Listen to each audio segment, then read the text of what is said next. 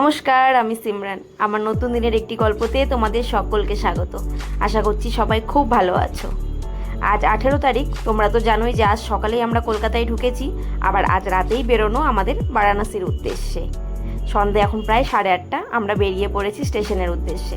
তার মাঝে আমি দুপুরবেলা আজ একটু নেলস করে নিয়েছিলাম, তো সেটাও তোমাদের সাথে শেয়ার করলাম। তোমরা দেখে অবশ্যই জানিও নেলসটা কেমন হয়েছে। যাই হোক, আমরা বেরোনোর সঙ্গে সঙ্গেই বাইরে শুরু হয়ে গেছিলো প্রচণ্ড বৃষ্টি, তবুও আমরা একদম টাইমলি স্টেশনে পৌঁছে গেছি।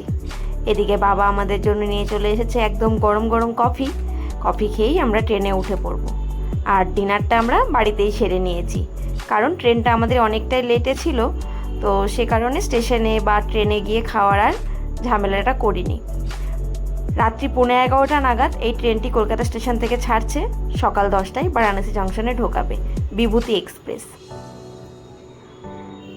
এখন আমরা রয়েছি দক্ষিণেশ্বর ব্রিজের উপরে, আর মা দক্ষিণেশ্বরী কালীকে প্রণাম করে শুরু করে দিয়েছি আমরা আমাদের যাত্রা।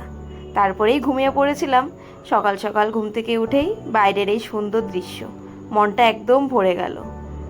এবারের জামাই ষষ্ঠী হিসেবেই আমি আর সুব্রত মিলে এই ট্রিপটা প্ল্যান করেছিলাম আমার বাবা মায়ের গিফট হিসেবে। চলো আমরা যাই, আমাদের সাথেও থেকো তোমরা, সব কিছুই তোমাদেরকে দেখাবো। এখন আমরা রয়েছি গঙ্গার উপরে।